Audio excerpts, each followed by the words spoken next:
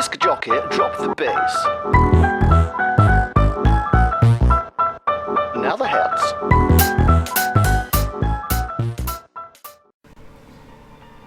I'm still not feeling too great, so no camera image. Enjoy a view of the sky from my drive back from the station this morning.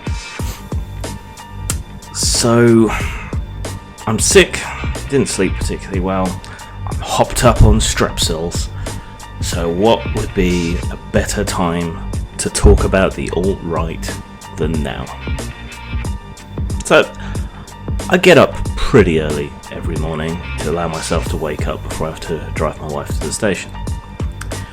And one of the things I do when I get up is I check the news and I check YouTube and I see what's being talked about today. Because, you know, shit happens outside my time zone. So this morning I saw that David Pakman had uploaded a video about the alt-right, or supposedly about the alt-right. I checked it out and he gets a few things right and a few things wrong. Now, I am by no means, before anyone suggests so, part of the alt-right, but I have listened to them, I have argued with them, I have talked with them, and I don't think Pakman or a lot of other people understand what they are. There's good odds I don't understand either, but I've at least made an effort. When you see someone like David Pakman throwing men's rights activists and Gamergate and so on into the alt-right cauldron and stirring them together, you can't help but slap your forehead. And to be honest, a lot of people who are in the know about these various groups that are being lumped together, or indeed about the alt-right itself, are going to listen to that and they're going to slap their heads and they're going to completely ignore you. Because the alt-right isn't really a thing. It's a label given to a very loose coalition of a lot of different things and different people. And because of that, when you try to attack it, it's like trying to nail jelly to a wall, you know, or have a fight with pudding. It just slops around and doesn't really get hurt, and all you end up with is a mess. Because in so much as the alt-right is anything, it's just this kind of loose banner for a whole bunch of different people, many of whom have ideas that are completely at loggerheads with each other. I mean, there's libertarians who would consider themselves alt-right, yeah? And they're both social and fiscal libertarians. So they regard, you know, constrictions on things like free movement and so on to be hard to justify. And they want businesses to be free, but they're also usually social libertarians, which means they don't give two tugs of a dead dog's cock over whether two gay people get married or not. So are they part of the alt-right? Well, so are traditionalists and Christian evangelicals who take a very, very different view on some of those topics. You know, they don't want Muslim immigration, you know, so they care about borders. And they care about borders on different lines to the ones that might persuade a fiscal libertarian. But do they care about gay marriage? They certainly do. They don't want it. They want to overturn it or repeal it. They see marriage as being something religious. You know, these are two groups that are going to be at loggerheads, but what might they agree on? Well, they might agree on that financial aspect, you know, they might want to deregulate and so on. They might want to make businesses free to compete, whatever. I don't agree with them on either score, but you know, I can see where they disagree, I can see where they agree. So what makes the alt-right?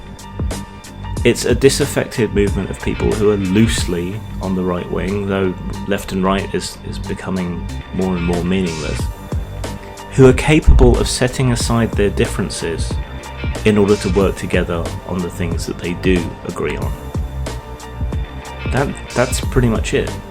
But that's a capability, that's a capacity, that's an ability to get things done, an ability to set aside differences that the left doesn't have. Not that I particularly think they're the left, but we almost stuck with the labels that we have. You look at the way conservatives, despite they're fighting each other, and disagreeing over fundamental principles, manage to work together and fight on the things that they agree on. Their ability to form these loose coalitions and to set aside their differences. And then you look at the left and you see what it did. Occupy was incredibly heartening for someone like me. I thought I saw finally a popular left-wing uprising against money in politics and against deregulation. Those were the two main prongs of what set off Occupy. But then I watched it die, and I watched it die by degrees, by a death of 1,000 cuts, by social justice warriors and identitarian politics tearing it apart into little chunks, demanding allegiance to more and more ideas that gradually grew more and more out there until enough people had said, fuck it, I'm not in anymore, that there was nothing left.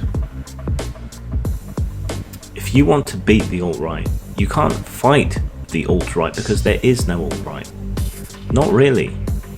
All these people on the internet, on the news and so on, talking about, such and such a person is a founding member of the alt-right, such and such is a leading figure of the alt-right.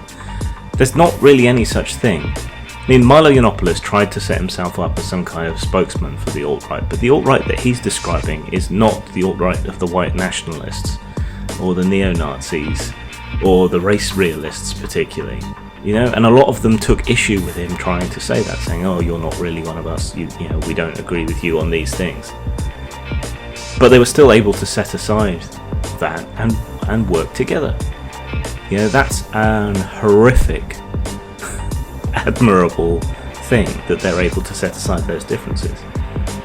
Because they hate you more than they hate each other. I mean, just look at the term cuckservative. People make fun of that, but it speaks, I think, to what little uniting principle there is on the alt-right. They are disappointed with the conventional establishment right in the same way that disaffected groups were disappointed in the establishment left and punished Hillary. That's what you need to look at, I think.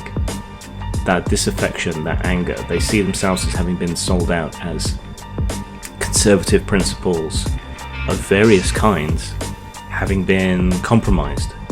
The left should be proud because that means that you basically won the culture war. But now you've got pushback. You overreached, you went too far, you started becoming racist, you started becoming sexist, and you made excuses for yourself as to why this wasn't the case. You redefined racism and sexism, but most people don't use your redefinitions. So that's not going to work, that's not going to persuade people. If you want to fight the alt-right, listen to me. Don't fight the alt-right. You can't, because it isn't anything. Instead, pick out the ideas that you want to fight and make your case. If you believe the alt-right to be anti-multiculturalism, don't fight the alt-right, because there are people on the right who are perfectly fine with multiculturalism, who don't want borders, who want freedom of movement. There's anarcho-capitalists who would call themselves alt-right, who would be against such things. So when you go against the alt-right on those issues, they're going to turn that face towards you and you are going to lose. So instead, advocate for multiculturalism. Point to it. Point to the good things that it has accomplished, to the cultural exchanges, to cuisine, to art, to work, the contributions to the economy. Point to these things. If you're worried about the racism, well, stop being fucking racist. Stop blaming white people for everything. You're just a hypocrite then. If you're going to fight racism. Don't have double standards, because they're going to pick up on that. And when you blame white people, you're just feeding into that racist element of the alt-right, who believe that there is a war on white people. Fight issues. Don't give it a name. Don't fight the alt-right. Argue positively for the issues.